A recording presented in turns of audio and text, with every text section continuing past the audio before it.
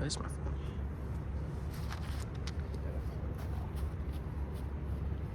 Okay. 3, 2, 1. Hey, it's Alex Frank, Locked On Bearcats, along with Russ Heltman from AllBearcats and Sports Illustrated. You know him from our weekly conversations. Russ, it's a, as you call it, a whole season of change here. We've got Scott Satterfield is here, and today at Cincinnati. I mean, they're changing the turf here at Nippert Stadium, so big day for Cincinnati athletics. No doubt, Alex. A big monumental day of change. We got the AAC logo right in front of us. That's about to go by the wayside, entering the Big 12. Obviously a big theme in today's introductory press conference for Coach Scott Satterfield. And I think the biggest takeaway I have, Alex, and you can kind of piggyback off this, is the fact that he mentioned how much talent and the talent you bring in is going to drive this program. And I kind of wrote about this a bit earlier today on AllBearcats after the announcement of the news, how he's a little bit of an opposite compared to Luke Fickell, where Luke Fickell was defense first, develop your talent, bring in the local guys, versus Scott Satterfield is an offensive-minded coach, is more of a bigger name player recruiting wise, hasn't necessarily brought out a ton of success on the field, and also has been recruiting nationally on a big stage. So that to me is kind of the big takeaway I have for this press conference, is the fact that Scott Satterfield knows that talent is going to drive his success here coming off the Luke Fickell era. I think that's a great point you bring up there, Russ. And I also think about how he said what this team's identity he wants to be on the field. They want to be physical. They want to be attacking on defense. But then he said something really profound to me. They want to be multiple on offense. And if you look at Big 12 statistics this year, you look at teams, what we think of the Big 12, and I'm sure you, the casual college football fans, and those of you listening, you probably think of the Big 12 as a spread offense, throwing the ball 50 times a game, but that's not necessarily true. You look at Kansas State, for instance, who won the Big 12 championship on Saturday, Russ. They play defense, fewest points allowed in the Big 12, and then they also play, a ground and pound style of offense. And what have the Bearcats historically played here in Nippert Stadium, Russ? You can allude to this. Oh yeah, a lot of running, and it's going to be interesting. It doesn't seem like he's a guy that's going to bring a system and try to fit this roster into that system. It feels like he's about to assess the roster over these next few weeks, figure out what type of offense fits best, and then bring in the coaching staff to be able to conduct that offense. I think that's a great sign for Bearcats fans, the fact that you're getting a coach in here who knows talent matters and knows that the system you fit around that talent has to be dynamic, it has to be multiple, as he mentioned throughout the press conference. And that's, I think, the two biggest positives coming off of this day. Yeah, because multiple offense, you got to be able to have balance on offense. You can't just throw the ball 50 times a game. You got to be able to run the football, especially with Cincinnati historically and how they've recruited. And I love, too, Russ, how he said the focus right now is assembling the staff and recruiting. And those are two very important things. And I love how he said, because I think when we woke up this morning, we heard the news, right? Oh my gosh, Keg of Nails is back. And we just hired a head coach from Louisville. Cincinnati rather hired a head coach from Louisville. Is he going to coach the bowl game? And it was asked very succinctly in that press conference. And he said succinctly, Satterfield, I'm having nothing to do with the bowl game, no game planning, no nothing. He's focused on making sure in the long haul, this program is ready, as we like to say here, compete from day one.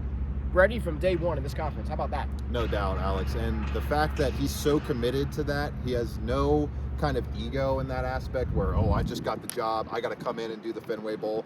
I don't think Coach Satterfield's at all worried about the Wasabi Fenway Bowl in any way, shape, or form. He's worried about how he's going to get this team to New Year's 6 bowls, to huge bowls, to the college football playoff once it expands in 2024, and that all starts today with a recruiting class from Cincinnati that now has roughly 14 hard commits remaining. It's slipped outside the top 45 nationally on 24/7 Sports, and it's one where they have to figure out what they want to do with the top players in this class, especially that quarterback, Brady Drogosh. Are you going to retain him? Are you going to try to go after your current signed quarterback at Louisville, who's part of the 5 St. John Bosco players from California who have signed with the Louisville Cardinals, or committed to the Louisville Cardinals, not signed just yet? So the fact that there's so much up in the air recruiting-wise, and he's that focused on it, I think should be a really great positive for this Bearcats fan. I think it is, and I liked all the questions about, making sure that you have a good relationship with the Cincinnati high school football coaches, because this is what has not just identified the Luke Fickell era, Russ, and I said this today on Locked On Bearcats,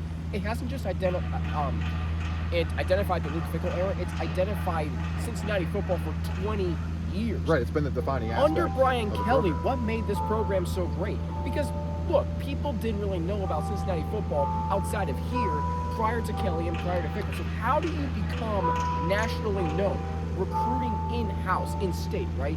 Satterfield knows that. He's just down the road from Louisville. I loved how he said he's looking forward to getting to, embrace the city, embrace the nightlife. He talked about the Bengals game yesterday. So he's going into this 2 feet in, 100%, right? No doubt. I think the whole family's behind him, all the Satterfields.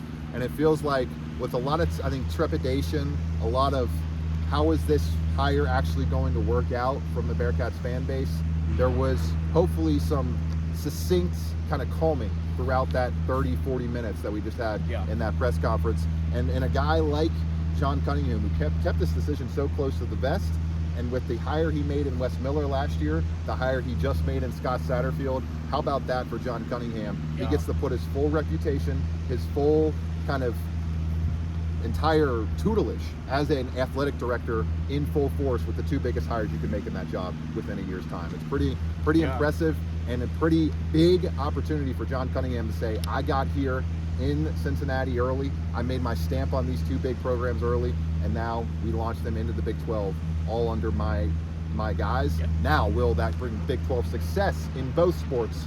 That remains to be seen, and we will only know the answer to that question once we get to 2025 and 2026 and beyond. Yeah, I think that's a great point you bring up there, Russ, because John Cunningham hasn't even been at this for 3 years, and he's already had to make hires at the 2 most important programs of any college or university in college athletics. And as you mentioned, he kept those close to the vest. But I think one thing that I love about Scott Satterfield, if you read the press release that we have right here, he was a quarterback in college. I think that is so important, right? Because quarterbacks, like, you can say, oh, that's just going to make him a good offensive coach.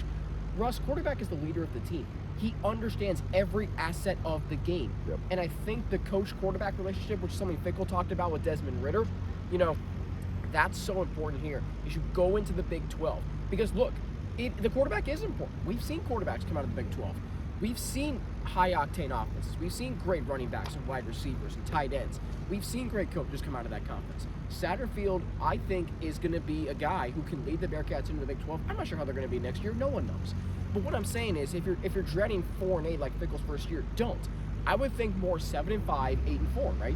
Right, and because the talent, the dearth of talent shouldn't hit this team like it hit after the Butch Jones era so heavily and the Tommy Tuberville era. With the amount of talent still on this team, I think the amount of leadership remaining on this team, guys like Dante Corleone able to rally the troops, keep some of those homegrown talents here, I think it should be at least a bowl caliber season in your first year in the Big 12. I think that's the minimum expectation, and I think that's a solid expectation for Bearcats fans to have. I don't know that they're going to compete for the Big 12 this upcoming season. I would expect them not to, considering it was arguably the 2nd best conference in the country in 2022, but at least keeping that bowl eligibility, getting to 13 bowl appearances in the past 16 years.